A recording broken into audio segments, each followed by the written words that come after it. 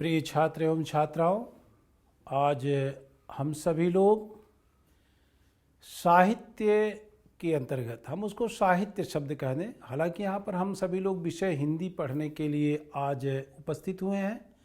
कक्षा द्वादश के अंतर्गत, कक्षा 12 के अंतर्गत, आप कक्षा 12 के विद्यार्थी हैं और हिंदी अपने आप में साहित्य है और साहित्य के अंतर्गत उसके बहुत सारे सौंदर्य तत्वों की साहित्य शास्त्र के आचार्यों ने, साहित्य शास्त्र के व्याख्याताओं ने समावेश किया है कि किसी भी साहित्य को सुंदर बनाने के लिए, किसी भी काव्य को सुंदर बनाने के लिए उसके कुछ आभूषणों की भी आवश्यकता होती है, उसके कुछ सौंदर्यात्मक तत्वों की भी आवश्यकता होती है। उसी सौंदर्यात्मक तत्वों के अंतर्गत हिंदी साहित्य के काव्य के अंतर्गत, काव्य में पाए जाने वाले सौंदर्य तत्व के अंतर्गत एक बड़ा ही महत्वपूर्ण तत्व है जिसकी उपस्थिति से ही, जिसके रहने के कारण ही हमारा जो साहित्य होता है, हमारा जो काव्य होता है वो रुचिकर हो जाता है, आनंदकारी हो जाता है और हम सभी श्रोता के रूप में, वक्ता के रूप में, पाठक के रूप में उसको पढ़ते हैं, हमारा मन लगता है उसमें, उसको हम साहित्य के शब्दों में, साहित्यिक शब्दों में रस नाम से जानते हैं। जैसा कि हम सभी लोग जानते हैं कि रस शब्द का अर्थ ही, रस शब्द का शाब्दिक अर्थ ही आनंद होता है। बच्चों, आज के इस काव्य सौंदर्य तत्व के अंतर्गत का जो हमारा प्रकरण है, शीर्षक है, वह रस है। रस शब्द को सुनते ही सबसे पहले आपके मन में एक जिज्ञासा उत्पन्न हो जानी चाहिए कि सर ये रस क्या चीज़ है। तो हम आपको बता दें कि किसी भी साहित्य को पढ़ने से, सुनने से जो एक आपको आनंद की अनुभूति, कोई कविता आप पढ़ते हैं और पढ़ करके आप जो आनंदित हो जाते हैं, उससे जो एक आनंद का भाव आपके हृदय में जागृत हो जाता है, वो काव्य सौंदर्य के तत्व रस के कारण ही होता है। अर्थात रस शब्द का जो शाब्दिक अर्थ है वह आनंद है। अभी जो हम रस के ऊपर चलेंगे तो हम विशेष रूप से प्यारे बच्चों आपको रस के समस्त अंग उपांगों का प्रतिपादन आपके सम्मुख हम करेंगे। हम बताएंगे कि रस कैसे कैसे रस की परिणति होती है, रस का अर्थ क्या है, रस को काव्य शास्त्र में कितनी महत्ता दी गई है, काव्य शास्त्र के आचार्यों ने, काव्य परंपरा के निर्वहन करने वाले हमारे साहित्यकारों ने रस की परिकल्पना किस रूप में की है। तो देखिए, उसके परिकल्पना के संदर्भ में जब हम चर्चा कर रहे हैं, रस के बारे में हम चर्चा कर रहे हैं, तो आपको हम बता देना चाहते हैं कि जो रस सिद्धांत है, रस विषय का जो प्रतिस्थापन किया गया, रस विषय को काव्य के अंतर्गत जो प्रतिस्थापित किया गया, उसकी जो स्थापना की गई, उसकी मान्यता की गई, कल्पना की गई, स्थापित किया गया, वो उसके संस्थापक आचार्य भरत मुनि जी हैं। ये हमेशा ध्यान रखिएगा, रस के संस्थापक आचार्य भरत मुनि जी हैं और इनके द्वारा रचित, इनके द्वारा प्रेरित, इनके द्वारा लिखा गया जो ग्रंथ है, उस ग्रंथ का नाम है नाट्य शास्त्र। अर्थात भरत मुनि ने अपना ग्रंथ जो नाट्य शास्त्र लिखा, जिसमें नाटकों के बारे में, अभिनय के बारे में विस्तार रूप से बताया गया है, उस नाट्य शास्त्र में सबसे पहले इन्होंने रस शब्द की स्थापना की, रस को साहित्य के क्षेत्र में स्थापित किया। हालांकि हम रस के बारे में बता दें तो रस शुरू में तो ऋग्वेद में प्राप्त होता है, रस शब्द, जहाँ पर सोम रस के रूप में इसका प्रयोग किया गया है। सोम शब्द के साथ रस शब्द को उपस्थित किया गया है ऋग्वेद में। लेकिन साहित्य के क्षेत्र में, साहित्य में रस के संस्थापक भरत मुनि जी हैं और उनके द्वारा रचित जो ग्रंथ नाट्य शास्त्र है, उसी में सर्वप्रथम रस शब्द की स्थिति स्पष्ट की गई है। देखिए, अभी अब जो हम चर्चा कर रहे थे, रस का अर्थ क्या है, तो रस शब्द का शाब्दिक अर्थ, रस शब्द का शाब्दिक अर्थ, इसका हमेशा ध्यान रखिएगा। रस का सीधा अर्थ जो होता है वो आनंद। प्यारे बच्चों, रस शब्द का शाब्दिक अर्थ आनंद होता है, अर्थात रस का मतलब आनंद। हालांकि यह रस दो प्रकार से प्राप्त होता है, यह रस दो तरह का होता है। देखिए, भोज्य पदार्थों में भी रस की प्राप्ति होती है, जैसे खट्टा, मीठा, तीखा, नमकीन, ये सभी रस है। स्वाद रसास्वादन जो हम करते हैं वहाँ पर भी हमें रस की प्राप्ति होती है, लेकिन वह भोज्य पदार्थों का विषय वस्तु है। हम भोज्य पदार्थों पर कोई चर्चा नहीं कर रहे हैं, हम साहित्य पर चर्चा कर रहे हैं। इसलिए काव्य के अंतर्गत, साहित्य के अंतर्गत रस शब्द का क्या अर्थ होता है उसकी हम यहाँ पर आज चर्चा करेंगे। हम लोग उस विषय पर अपना ध्यान आकृष्ट करेंगे, हम लोग उस विषय को पढ़ेंगे जहाँ रस शब्द का अर्थ, सीधा अर्थ आनंद। देखिए, कहा गया है कि काव्य को पढ़ने या सुनने, दोनों ही शब्दों पर आप ध्यान देंगे, पढ़ने या सुनने, अर्थात काव्य को चाहे हम पाठक की भूमिका में हों या हम श्रवणकर्ता की भूमिका में हों, चाहे काव्य पाठ कर रहे हों या काव्य को सुन रहे हों, दोनों ही परिस्थितियों में काव्य को पढ़ने या सुनने से जिस आनंद की अनुभूति होती है, ध्यान दीजिएगा, आनंद की अनुभूति, आनंद यानी रस का अर्थ आनंद, और उस आनंद की, प्रिय बच्चों विशेष रूप से ध्यान देना कि आनंद की प्राप्ति नहीं कहा आनंद की अनुभूति। केवल महसूस होता है, प्राप्ति नहीं होती है। उस आनंद की जो अनुभूति होती है उसे ही रस कहा जाता है, अर्थात उसको ही हम रस कहते हैं। रस के बारे में कहा गया है कि रस्यते इति रसः, जो आनंदित कर दे वह रस है। और यही तक नहीं, बल्कि हमारे आचार्य, संस्कृत साहित्य के आचार्य विश्वनाथ जी ने तो यहाँ तक स्पष्ट रूप से साहित्य जगत में, काव्य परंपरा में इसकी उद्घोषणा कर दी है सार्वजनिक रूप से कि जो काव्य की आत्मा है, जो काव्य का हृदय है, जो काव्य का प्राण है, जो काव्य की आत्मा है, वह रस ही है, अर्थात रस काव्य की आत्मा है, ऐसा आचार्य विश्वनाथ ने कहा है।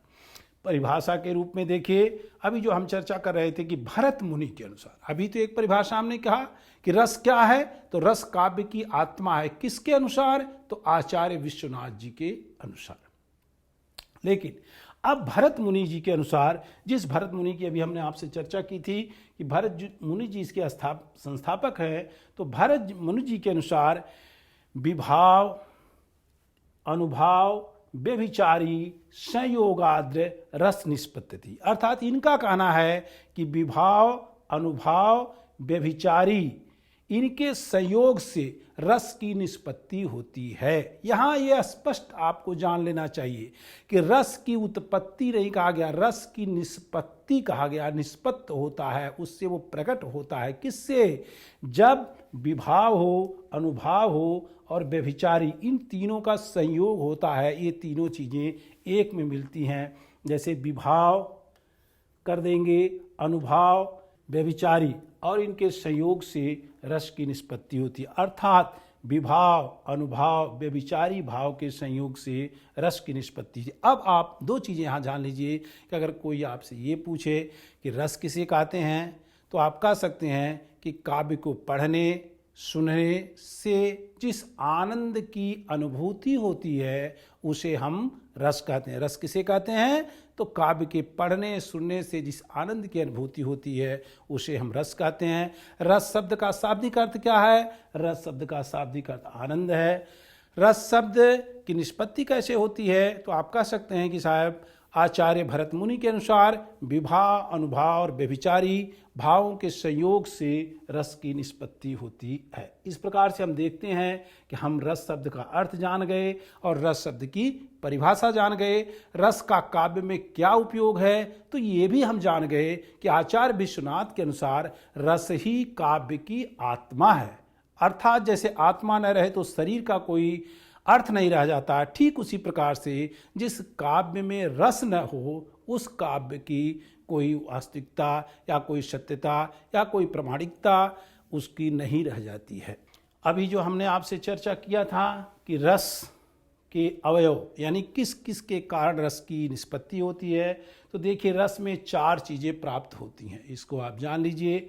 सबसे पहले अस्थाई भाव, नंबर 2 विभाव, नंबर 3 अनुभाव और नंबर 4 संचारी भाव। यानी रस में भाव होना चाहिए, उसका एक अस्थाई भाव होता है, फिर विभाव होता है, फिर अनुभाव और फिर संचारी भाव। इस प्रकार से उसके 4 महत्वपूर्ण अवयव हैं। हमारे साहित्य में, चाहे हिंदी साहित्य हो चाहे संस्कृत साहित्य हो, साहित्य शास्त्र में, काव्य परंपराओं में, काव्य के प्रवर्तक मुनियों के द्वारा, आचार्यों के द्वारा 9 रसों की स्थापना की गई। कहा गया कि 9 रस साहित्य में होते हैं, जिसके बारे में कहा गया कि श्रृंगार, हास्य, करुण, रौद्र, वीर, भयानका, बिभत्सा, अद्भुतश्च, शांतश्च, काव्ये 9 रसा स्मृता। इस प्रकार से काव्य में 9 रस याद किए जाते हैं, जाने जाते हैं। इन्हीं 9 रसों के 9 अस्थाई भाव भी होते हैं।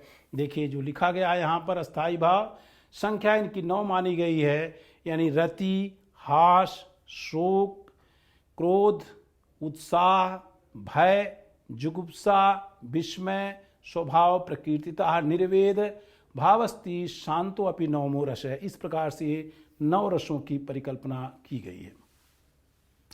विभाव, अब अस्थाई भाव 9 हैं हमारे, और विभाव के 2 भेद होते हैं, आलंबन और उद्दीपन। सबसे पहले हम समझे जो हमारे रस हैं, वो रस हमारे, रसों की संख्या हमारे 9 है, रस हमारे 9 हैं, और अस्थाई भाव भी हमारे 9 ही हैं। यानी रस 9 हो गए और अस्थाई भाव भी हमारे 9 ही हो गए, अस्थाई भाव 9 हो गए। अब इन अस्थाई भावों के पीछे एक भाव होता है जिसे हम विभाव कहते हैं, और विभाव के 2 भेद होते हैं। नंबर 1 आलंबन, नंबर 2 उद्दीपन। आलंबन और उद्दीपन, इनको हम स्पष्ट कर दें कि जिसके कारण हमारे हृदय में कोई भाव जगता है, वह व्यक्ति, वह वस्तु ही हमारे उस रस का आलंबन होता है। और अब जो भाव हमारे हृदय में जग गया है, उस भाव को जो उद्दीप्त करने की, तेज करने की और बढ़ा देने की गतिविधियां होती हैं, प्रयास होता है, चेष्टाएं होती हैं, स्थितियां आती हैं, वो सभी उद्दीपन का कार्य करती हैं। पुनः अनुभाव रूपी 4 भेद होते हैं इसके, सात्विक, कायिक, वाचिक और आहार्य। इसके बाद संचारी भाव है। संचारी भाव के 33 भेद होते हैं, जो यहाँ पर लिखा गया है, मति, व्याधि, मरण, वितर्क, निर्वेद आदि। एक हम ऐसे सामान्य रूप से आपको समझा देने की कोशिश करें कि हमारा जो हृदय है, जो मानव हृदय है, व्यक्ति का जो हृदय है, उसके हृदय में ये जो संचारी भाव होते हैं 33 प्रकार के, निरंतर पानी के बुलबुले की भांति बनते और बिगड़ते रहते हैं। ये निरंतर बनते और बिगड़ते रहते हैं। यही संचारी भाव, 33 संचारी भाव सदा हमारे हृदय में निवास करते हैं, जो पानी के बुलबुले की भांति बनते और बिगड़ते रहते हैं। अब इन संचारी भावों में यदि किसी भी रस के लिए अनुभाव की प्राप्ति होती है, यानी इन संचारी भावों के प्रति कोई भाव मन में जगता है, कोई विचार मन में जगता है, तो फिर वो अनुभाव नामक नाम होता है उसका, और वह उद्दीप्त हो जाता है, जो सात्विक, कायिक, वाचिक और आहार्य के रूप में 4 प्रकार से होता है।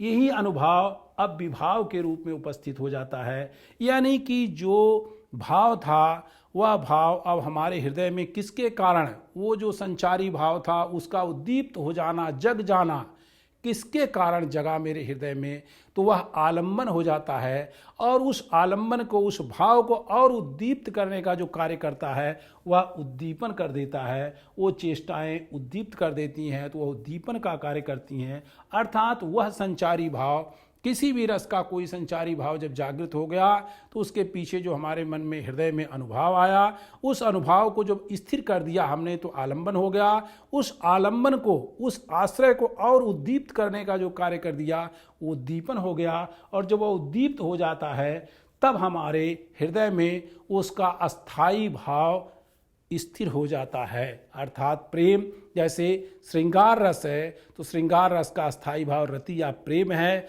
अब वह प्रेम रूपी भाव हमारे हृदय में स्थिर जब हो जाता है तब हमें श्रृंगार रस की आनंद की अनुभूति होती है। इसको अभी जब हम आगे चलेंगे तो वहाँ पर जब इसकी व्याख्या करेंगे, उदाहरणों के साथ करेंगे, तो ये निश्चित रूप से आपके समझ में आ जाएगा कि किस प्रकार से संचारी भाव काम करते हैं, किस प्रकार से अनुभाव काम करते हैं, किस प्रकार से आलंबन और उद्दीपन काम करते हैं, और कैसे अस्थायी भाव जागृत होता है और पुनः उस रस की परिणति कैसे हो जाती है। देखिए, अभी जो हमने पीछे आपसे चर्चा किया था, रस की संख्या हमारी 9 है। तो देखिए 9 भाव, 9 अस्थायी भावों के आधार पर 9 रसों की प्राप्ति होती है। यहाँ पर अस्थायी भाव और रस ये दोनों ही आपके दे दिए गए हैं। जैसे पहला है श्रृंगार रस। श्रृंगार रस का अस्थायी भाव रति है, हास्य का हास है, करुण का शोक है, रौद्र का क्रोध है, वीर का उत्साह है, भयानक का भय है, विभत्स का जुब्सका है, अद्भुत का विस्मय है, और शांत रस का अस्थायी भाव निर्वेद यानी वैराग्य यानी शांति है। हालांकि हिंदी और संस्कृत साहित्य काव्य परंपराओं का निर्वहन करने वाले आचार्यों ने प्रमुख रूप से इन्हीं 9 रसों का ही साहित्य जगत में प्रतिपादन किया है, परंतु परवर्ती काल के आचार्यों ने या अन्य आचार्यों ने 2 अन्य रसों की भी परिकल्पना की। रस का मतलब हमने आपको समझा दिया था, आनंद। अगर छोटा बच्चा अपनी माँ के साथ क्रीड़ा कर रहा है, प्रेम की क्रीड़ा कर रहा है, वात्सल्य की क्रीड़ा कर रहा है, बचपन की क्रीड़ा कर रहा है, बचपन में तुतलाता हुआ बोल रहा है, अन्य बाल लीला की चेष्टा कर रहा है, जिसका अद्भुत उदाहरण हमको सूरदास के ग्रंथों में प्राप्त होता है। और यहाँ तक कहा गया है कि तुलसीदास जी ने भी इसको लिखा है।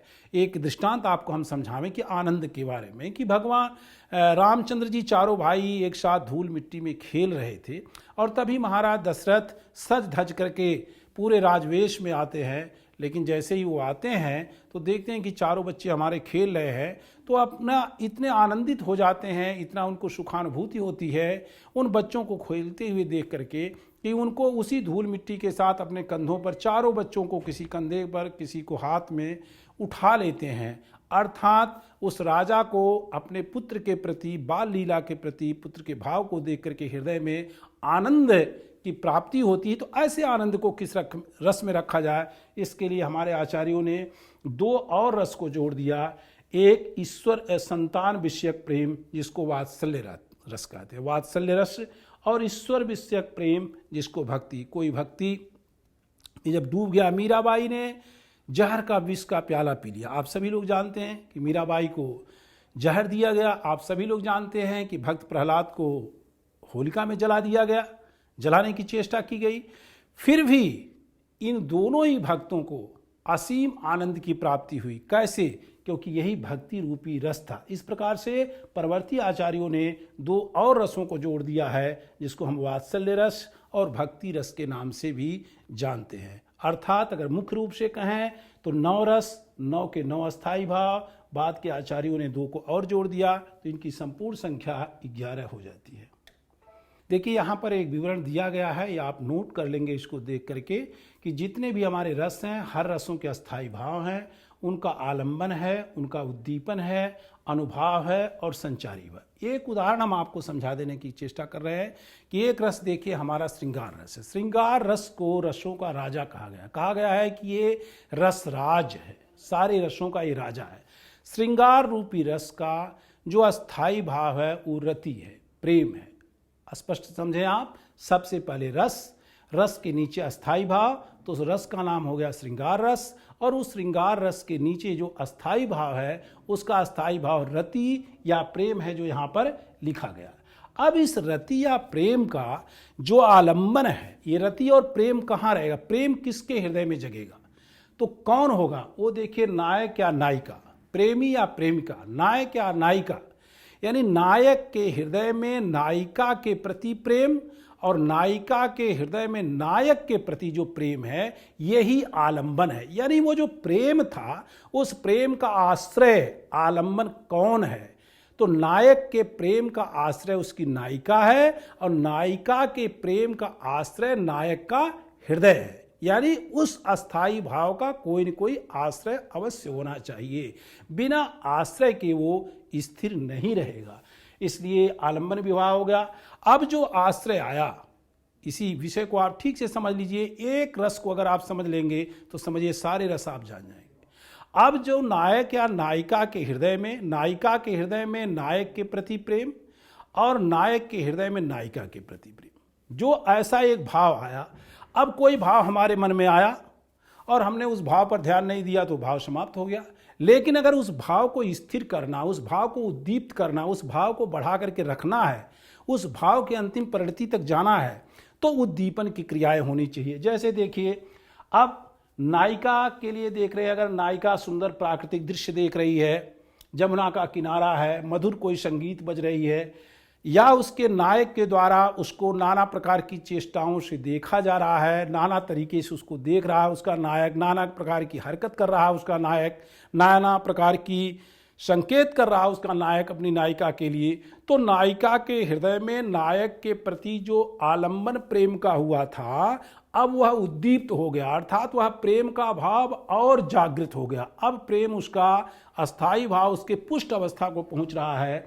और अनुभाव, अब जब नायिका उस नायक के इस भाव को देख रही है तो कभी नायक का मुस्कुरा देना, कभी एकटक अपनी नायिका को देखते रहना, कभी विलाप करने लगना नायिका का, ये सब जो चेष्टाएं हैं, यही चेष्टाएं हमको निरंतर अब जो हृदय में प्रेम का भाव जगा था उसकी पुष्टि करते हुए चली जा रही हैं और उस प्रेम रूपी अस्थाई भाव को पूरी तरह से परिपुष्ट कर देती हैं, पूरी तरह से उसको अपने पराकाष्ठा पर ला देती है। और इसके लिए जो संचारी भाव हैं वो सभी प्राय वो 33 के 33 संचारी भाव में जो भी जग गए वह उसकी परिणति तक उसको ला देते हैं। तो अब देखिए, एक डायग्राम ये आपके दिमाग में बन जाना चाहिए कि साहब रस की कैसे प्राप्ति होती है। तो रस की देखिए इसी तरह से प्राप्ति होती है कि सबसे पहले जो रस होता है, अब उसका जो अस्थाई भाव रति या प्रेम था, वो रति या प्रेम किसके हृदय में रहेगा? नायक के हृदय में नायिका के प्रति, नायिका के हृदय में नायक के प्रति। उसमें जो उद्दीपन का उसको और उस भाव को पुष्ट करने के लिए ये सब क्रियाएं की जाती हैं, इनको हम चेष्टा कहते हैं। और उसके पीछे जो अनुभव होता है वो सब अनुभव ये यहाँ पर वर्णित कर दिया गया है। और इस तरह से जब गति चलती है तो निश्चित रूप से हमें रस की प्राप्ति हो जाती है। उल्टे स्वरूप में भी देख लें कि मुख का खिलना, कोई नायक है एक तक किसी नायिका को देख रहा है तो उसके मन में उसके प्रति आकर्षण हो जाएगा। फिर कोई मधुर संगीत गा रहा है, उसे नाना प्रकार की चेष्टाएं कर रहा है, तो उसका जो प्रेम था, जो हल्का सा भी जागृत हुआ था, वो और आगे बढ़ने की कोशिश करता और आगे बढ़ता है। और फिर उस नायक या नायिका के हृदय में एक दूसरे के प्रति प्रेम का आश्रय हो जाता है। और जब प्रेम रूपी अस्थाई भाव जागृत हो जाता है तब उनको श्रृंगार रस की परिणति हो जाती है, अर्थात प्रेम की प्राप्ति हो जाती है। इसी प्रकार से जितने भी रस हैं, हर रसों की यही स्थिति है जो यहाँ पर हमने स्पष्ट कर दिया है। इनके सभी रस, अस्थाई भाव, आलंबन विभाव, उद्दीपन विभाव, अनुभाव और संचारी भाव को लिपिबद्ध कर दिया गया है। आप यहाँ से लिख लेंगे तो निश्चित रूप से आपको स्पष्ट हो जाएगा कि इस तरह से समस्त रसों की परिणति होती है और तब श्रोता या पाठक को पूर्ण आनंद की प्राप्ति होती है। ये देखिए, इस प्रकार से 11 रसों के बारे में सब विस्तार से आपको यहाँ पर बता दिया गया है। आप इनको सब नोट कर लेंगे, देख लेंगे तो इसी तरह से आप समझ जाएंगे कि कैसे कैसे रस की परिणति होती है। अब हम वहाँ पर चर्चा करेंगे जहाँ पर हम दिखाएंगे आपको कि कैसे रस की प्राप्ति होती है। इस रस के जो 4 अंग हैं वो 4 के चारों अंग कैसे हमको प्राप्त होते हैं और चारों अंगों का रसों में कैसे समावेश होता है। एक उदाहरण के माध्यम से देखिए हम लोग समझने का यहाँ प्रयास करेंगे। पहला जो रस है हमारा वो श्रृंगार रस।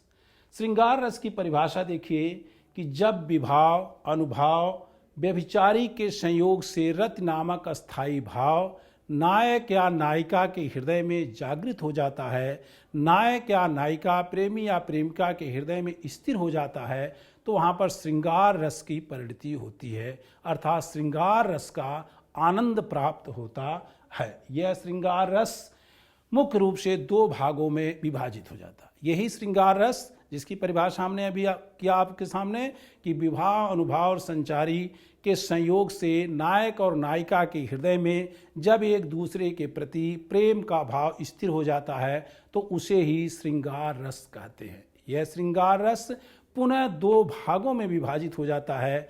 नंबर 1 संयोग श्रृंगार, नंबर 2 वियोग श्रृंगार। अब प्रश्न बनना चाहिए कि सर ये संयोग श्रृंगार क्या है और वियोग श्रृंगार क्या है। श्रृंगार को हमने आपसे स्पष्ट कर दिया कि श्रृंगार क्या है। अब एक शब्द अलग इसमें आ गया है, वियोग, यानी कि वियोग और संयोग। जब और नायक और नायिका का, प्रेमी और प्रेमिका का परस्पर मिलन रहता है, एक साथ रहते हैं, सहयुक्त रहते हैं, तो उसे हम संयोग श्रृंगार कहते हैं। श्रृंगार रस की वह अवस्था, वह समय जिसमें नायक और नायिका दोनों एक साथ रहते हैं, तो उसे हम संयोग श्रृंगार रस कहते हैं। और नायक और नायिका की वह अवस्था जिसमें नायक और नायिका अलग अलग रहते हैं, उनका वियोग हुआ रहता, विच्छेद हुआ रहता, अलगाव हुआ रहता है, उसे हम श्रृंगार रस का द्वितीय पक्ष वियोग श्रृंगार रस के नाम से जानते हैं। एक उदाहरण के माध्यम से देखिए हम लोग समझने की कोशिश करते हैं। संयोग श्रृंगार का उदाहरण है जिसकी परिभाषा देखिए की गई है कि जहां प्रेमी प्रेमिका की संयोग दशा में, जहां प्रेमी प्रेमिका के संयोग दशा में प्रेम का चित्रण, मधुर वार्तालाप, प्रेम का चेष्टा, दर्शन, स्पर्श आदि के माध्यम से आदि का संयोग होता है, वहां पर संयोग श्रृंगार होता है। जैसे एक उदाहरण देखिए, कर मुदरी की आरसी प्रतिबिंबित प्यो पाई, पीठ दिए निधरक लखें इकटक दीठ लगा। देखिए संयोग श्रृंगार का कितना सुंदर उदाहरण है। कोई नायक है जो भरी सभा में अपनी नायिका के पास पहुंचता है, नायिका से मिलन की अवस्था है, लेकिन क्या स्थिति है कि वहां पर कि नायक में स्पष्टीकरण उदाहरण में संयोग श्रृंगार, इसका जो अस्थाई भाव है वह रति है, जो इस प्रेम का आश्रय है वह वो नवोदा वधू है, नायिका है, आलंबन प्रियतम उसका नायक है, और उद्दीपन प्रियतम का प्रतिबिंब है, अनुभाव एकटक से प्रतिबिंबित को देखना, व्यभिचारी भाव हर्ष और उत्सुक। अर्थात नायिका जब नायक के सामने जाती है और अपने ऐसे अंगूठी करती है, पीछे उसका नायक है, तो हाथ में जो नग पहनी है उस नग में उसके नायक का पूरा प्रतिबिंब आ जाता है और एकटक उसी नग में अपने नायक को देखती रहती है, हर्ष के साथ, उत्सुकता के साथ अपने नायक का दर्शन करती रहती है। इस प्रकार से हम देखते हैं कि इसमें जो नायिका है वो प्रेम का आश्रय है, नायक आलंबन है, और उद्दीपन का कार्य उसके उस नायक का, प्रेमी का प्रतिबिंब कर रहा है, एकटक उसको देखने का अनुभव है, और उसके हृदय में जो संचारी भाव है वो हर्ष और औत्सुक है। इस प्रकार से संयोग श्रृंगार पूरी तरह से यहाँ परिणित अवस्था में हमको प्राप्त होता है, और संयोग श्रृंगार के आनंद से वह पूरी तरह से आनंदित होती है।